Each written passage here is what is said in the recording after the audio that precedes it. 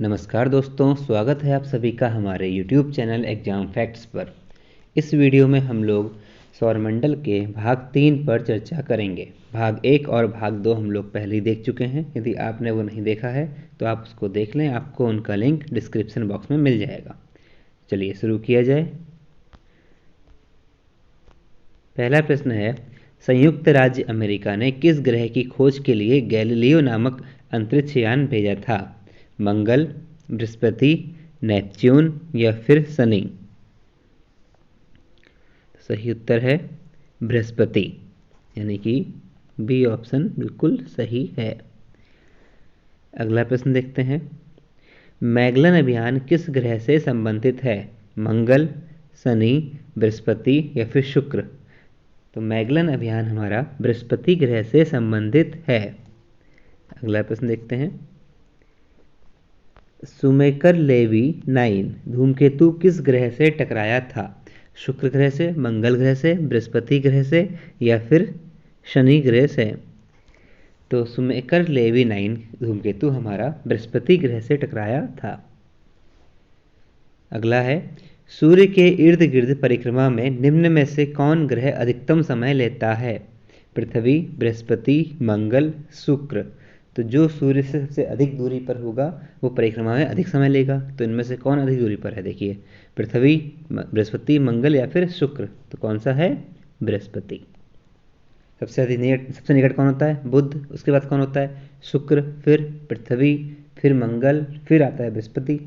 ठीक है, अगला देखते हैं, सौरमंडल का सबसे बड़ा उपग्रह निम्नलिखित में से कौन है? टाइटन, मिरांडा, चंद्रमा या फिर गैनीमेड? तो सौरमंडल का सबसे बड़ा उपग्रह गैनीमेड है, जो कि किसका है? बृहस्पति ग्रह का। अगला प्रश्न है, निम्नलिखित में से किसके चारों ओर वलय हैं? बृहस्पति के, अरुण के, वरुण के या फिर शनि के?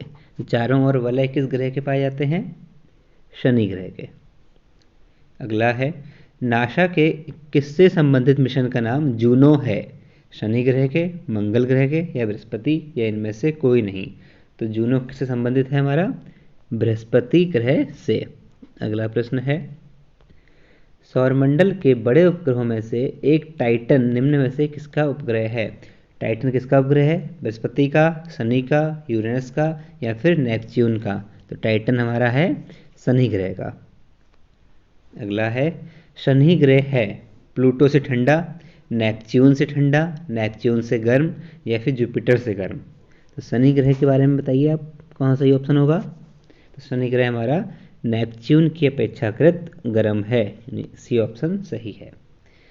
अगला प्रश्न है, शनि ग्रह को सर्वप्रथम किस खगोल शास्त्री ने देखा था? गैलीलियो ने, कापरनिकस ने, टॉलमी ने या फिर केपलर ने? तो शनि ग्रह को सबसे पहले किसने देखा था? गैलीलियो ने। अगला प्रश्न है, नंगी आंखों द्वारा दिखने वाला सबसे दूर का ग्रह कौन सा है? बृहस्पति, शनि, यूरेनस या फिर प्लूटो? तो नंगी आंखों द्वारा दिखने वाला सबसे दूर का ग्रह हमारा शनि है। अगला प्रश्न है, शनि ग्रह के चारों ओर पाए जाने वाले वलयों की संख्या कितनी है? 6, 7, 9 या फिर 12? तो शनि ग्रह के चारों ओर कितने वलय पाए जाते हैं? 7। अगला है, सौरमंडल का सबसे कम घनत्व वाला ग्रह है? अरुण, वरुण, पृथ्वी या फिर शनि? तो सौरमंडल का सबसे कम घनत्व वाला ग्रह हमारा शनि है। यदि इसे आप पानी में रखेंगे तो यह तैरता रहेगा।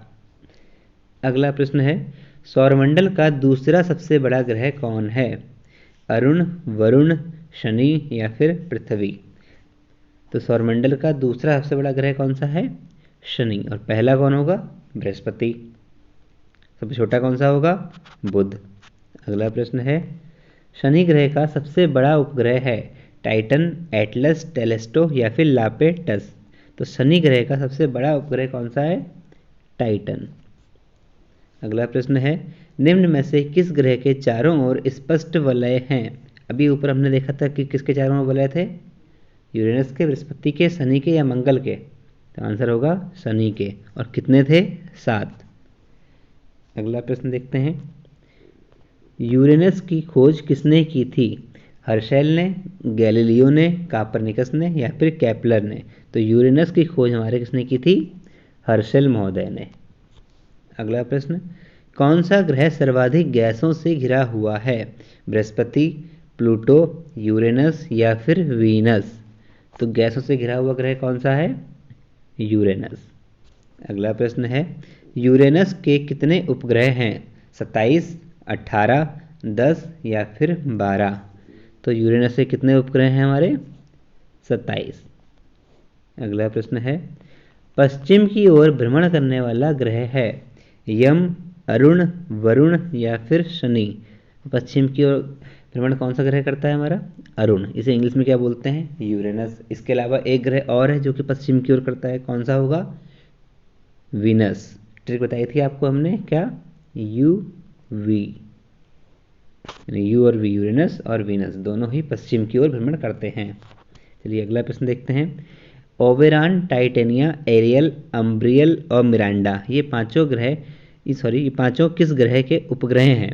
बृहस्पति के, अरुण के, वरुण के या फिर मंगल के? तो ये पांचों किस ग्रह के उपग्रह हैं? ये हैं आपके अरुण ग्रह के। अगला प्रश्न है, अपनी धुरी पर सूर्य की ओर अधिक झुकाव के कारण निम्न में से कौन सा ग्रह लेटा हुआ ग्रह के नाम से जाना जाता है? बृहस्पति, शनि, अरुण या फिर वरुण? सही उत्तर कौन सा होगा? अरुण।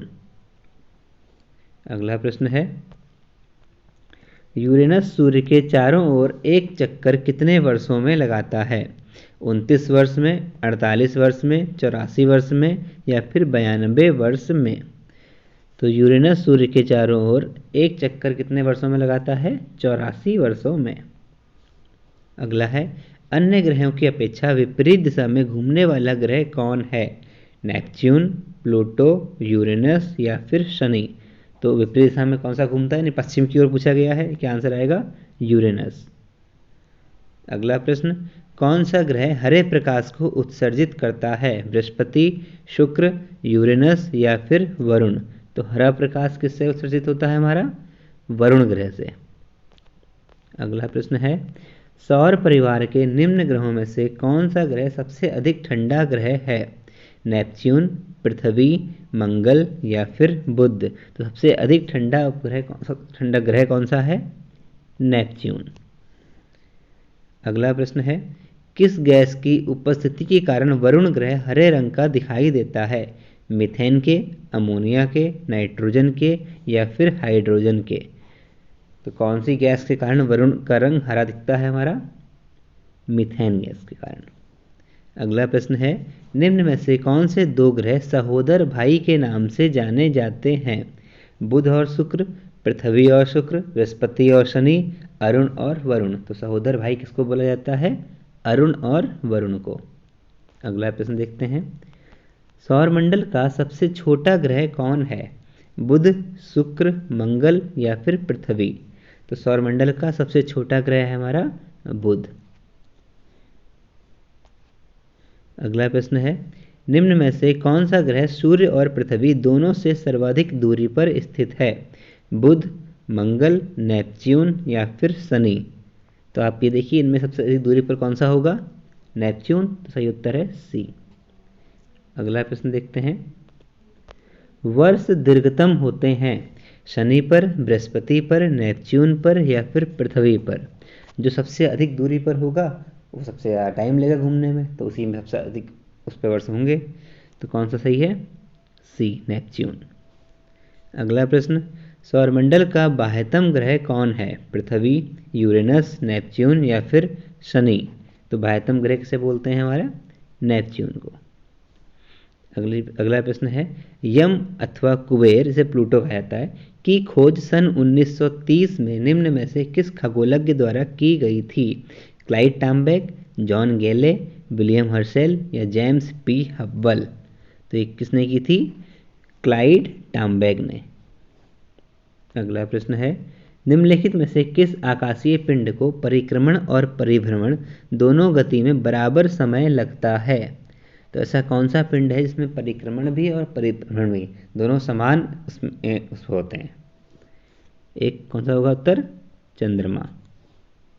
अगला प्रश्न देखते हैं, कौन से खगोलीय पिंड को रात की रानी कहा जाता है? चंद्रमा, बृहस्पति, मंगल या फिर प्लूटो? तो किसे कहा जाएगा? चंद्रमा को। अगला प्रश्न, पृथ्वी से दिखने वाली चंद्रमा की सतह उसकी कुल सतह का कितना प्रतिशत है? 33%, 59%, 69% या फिर 70%? तो पृथ्वी से दिखने वाली चंद्रमा की सतह उसकी कुल सतह का 59% होती है। अगला प्रश्न देखते हैं, क्लेवियस निम्नलिखित में से क्या है?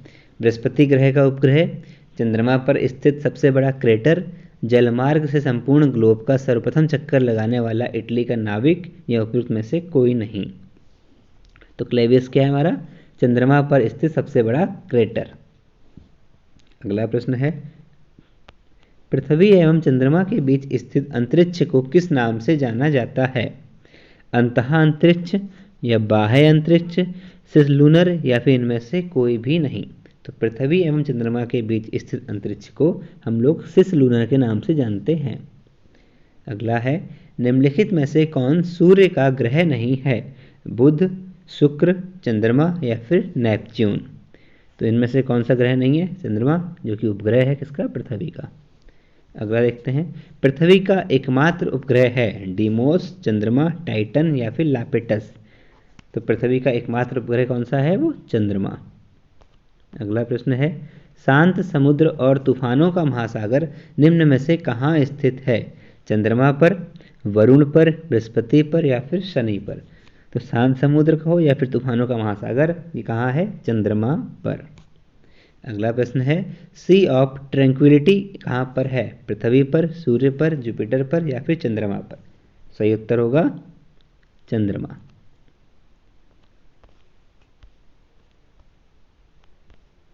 ठीक है दोस्तों, आज के लिए इतना ही। उम्मीद करता हूँ आपको वीडियो पसंद आया हो और आपके लिए हेल्पफुल रहा हो। धन्यवाद।